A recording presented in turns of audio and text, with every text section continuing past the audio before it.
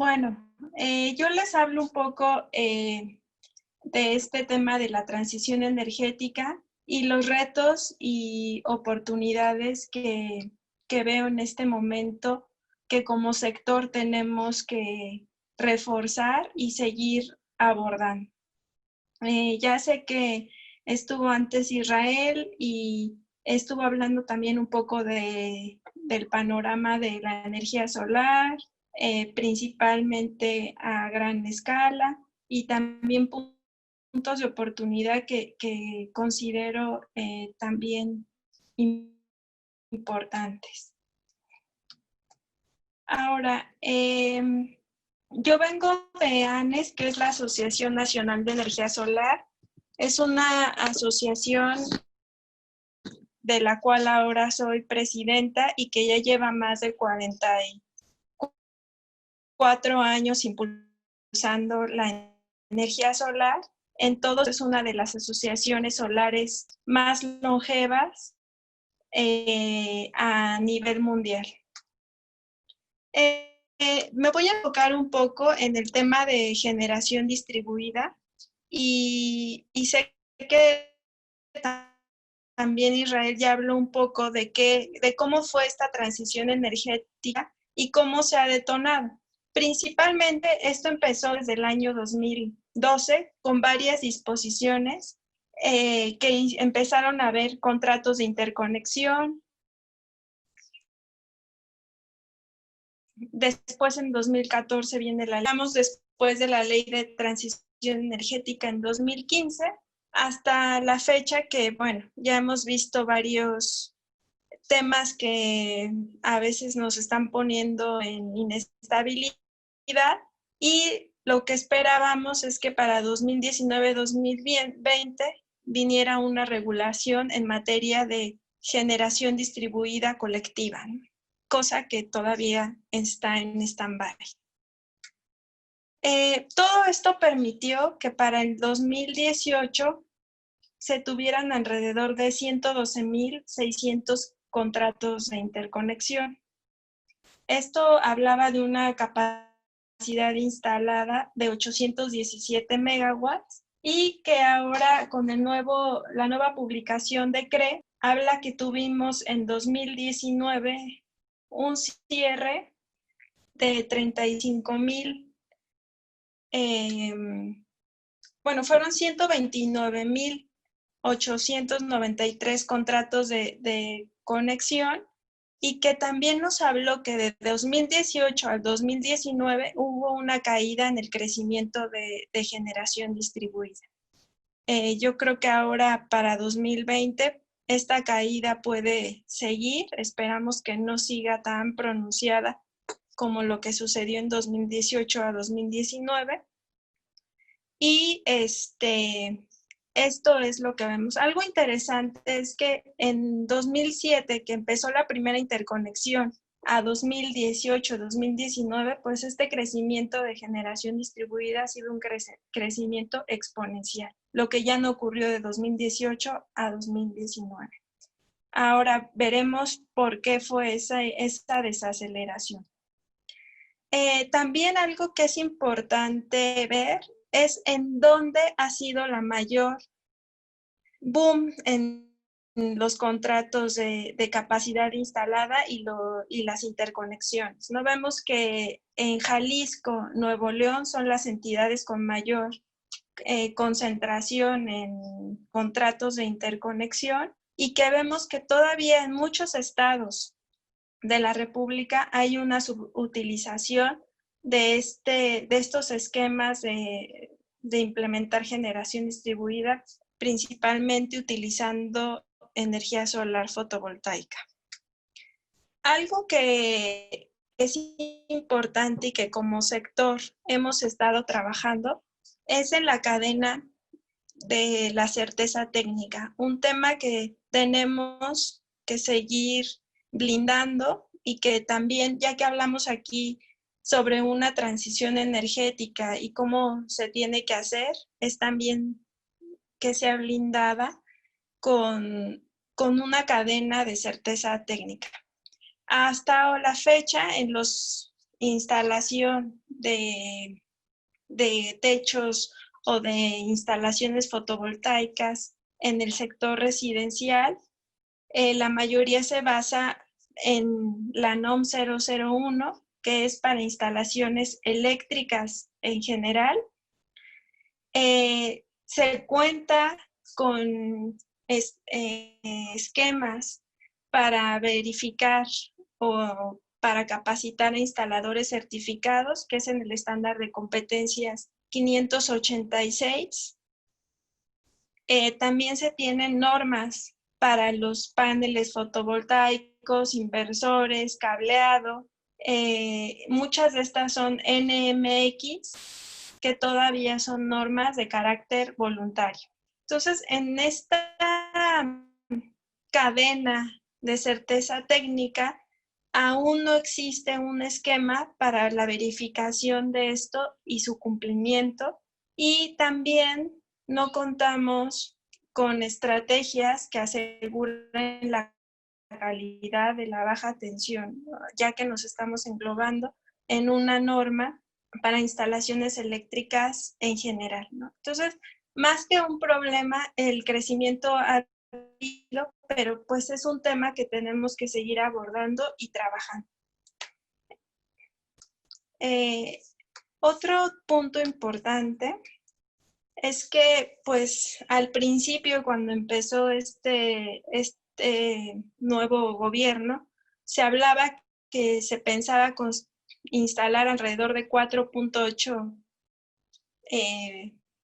megawatts de techos solares, de lo cual nosotros todavía ha habido como una incertidumbre, y si lo vemos con esta falta a veces de competencias, vemos que ahí hay un nicho de oportunidad que como sector tenemos que seguir blindando.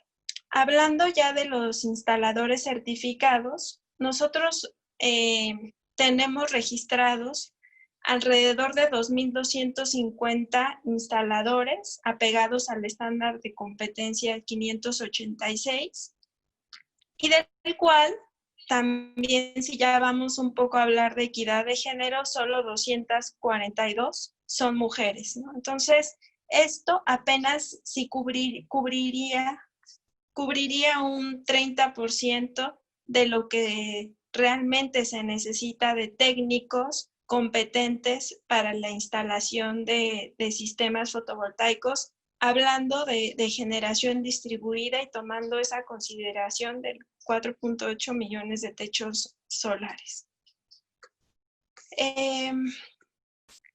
Aquí, en el tema de generación distribuida, las conclusiones que se pueden dar es que tenemos un margen de crecimiento interesante, alrededor de 3 millones de usuarios comerciales.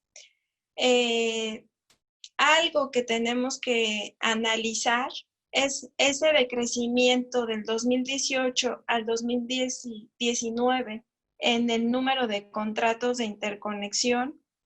¿A qué se debe? ¿Cómo vamos a afrontar esta desaceleración? Otro punto importante es, y se ha hablado ahora en los acuerdos de confiabilidad, que para el SENACE es una preocupación la saturación de la red en ciertos nodos. Es un tema que como sector sí tenemos que abordar, y eso nos abre oportunidad a ser un sector más digital. Ahorita voy a hablar un poco de cómo lo podríamos abordar. El tema de las redes inteligentes, y ser redes que estén más o centros de generación más cercanos al consumo, más que seguir invirtiendo en grandes líneas de transmisión, pues es lo que nos va a blindar para que siga creciendo la generación distribuida. Ya que tenemos pues un potencial de mercado amplio, pero hay que, como cualquier estudio de mercado, tenemos que focalizarlo y trabajar en esa transición en digitalización. Y también en seguir impulsando las competencias, ¿no? Pocas empresas, del universo de empresas que existen en generación distribuida, muchas tienen déficit de estas competencias y de toda esta cadena de certeza técnica de las que les hablé, ¿no? Más que nada es un punto de oportunidad para el sector de generación fotovoltaico y de generación distribuida. Algo importante es, mucho hemos enfocado que esta transición energética la enfocamos a la electricidad. En estudios que hemos hecho en la asociación, hemos visto que también el consumo de calor juega un factor importante y se tiene que considerar en la matriz energética para una debida transición energética en México. En estudios que hicimos, vimos que del consumo del sector industrial, el 70% en México exactamente es un 68% de consumo de calor y el otro es consumo de electricidad. Entonces, sí me gusta poner sobre la mesa, si hablamos de transición energética, también tiene que ser considerado el consumo de calor y cómo lo vamos a enfrentar. Y un tema es el calor solar, que lo que busca es contribuir en esa diversificación de la matriz energética de México. Aquí nada más les hablo que en alrededor del mundo, que esto ya es implementado en muchas partes del mundo, ya se han instalado grandes proyectos, incluso plantas de demostración, pero algo de lo que me gusta hablar también, ya existen proyectos emblema, como un sistema de alrededor de 300 megawatts térmicos, produciendo vapor para recuperar petróleo. Y bueno, este es un tema que es importante considerar. En el mundo, al cierre del 2018, se han instalado alrededor de 741 plantas de calor solar para procesos industriales y estos son alrededor de 662.648 metros cuadrados. Y es importante, México es el segundo lugar en número de sistemas instalados a nivel mundial. México ha instalado alrededor de 51 proyectos y tiene una área instalada de 6.898 metros cuadrados. Sin embargo, algo que es importante resaltar, México ha tenido que instalar mucho para lograr este lugar. Y, por ejemplo, países como Francia solo han instalado dos plantas y ya tienen el tercer lugar. ¿Por qué? Porque han instalado grandes plantas que han roto el paradigma en el uso de la energía solar térmica. Aparte, porque es importante considerar la energía solar fotovoltaica como solar térmica y las energías renovables en general, porque el impacto también al medio ambiente de estas energías es realmente bajo comparado con otras tecnologías, ¿no? En cuestión de salud, de impacto en hábitat, de biodiversidad, etcétera, etcétera. Aparte, cuando hablamos de la cadena nacional, que ahora es un tema que se pretende abordar, en tema de energía solar térmica, México es un país que posee industria, que es una industria que ya lleva más de 40 años en México. Incluso aquí hay algunos números de empresas que se dedican a este tipo de tecnologías, donde sí es una realidad que se han enfocado más a la instalación de servicios y del sector residencial. Todavía el sector industrial y ya grandes instalaciones para calor solar han sido subutilizadas. Aquí algunos números de fabricantes, donde la mayor parte está ubicada en colectores solares planos y también se está haciendo innovación en cilindro parabólicos. Hablar del calor solar nos abre a que México, al ser un país con una alta irradiación, al estar ubicados en ese cinturón solar, pues nos permite hablar de todos este tipo de aprovechamientos de la tecnología, ¿no? Tanto para generar electricidad como para producir calor. Esto nos hablaría de que nuestra industria puede crecer y ser menos dependiente de combustibles fósiles o tener una industria más diversificada y también más amigable con el medio ambiente.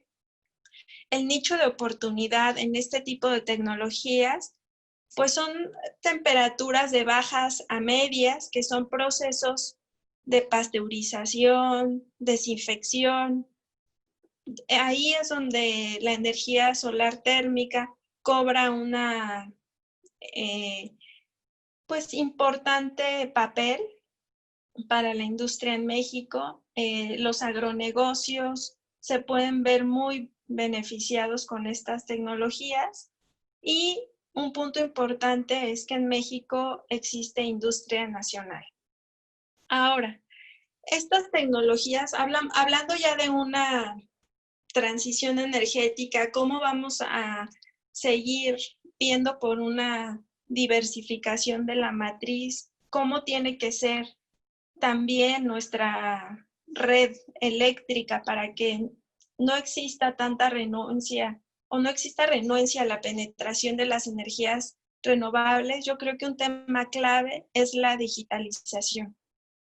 Es lo que nos va a transformar a una verdadera nueva evolución en el sector energético, ¿no? Ya cada vez, y esto no solo en el sector energético, buscamos un mejor procesamiento, mejor velocidad en el manejo de datos.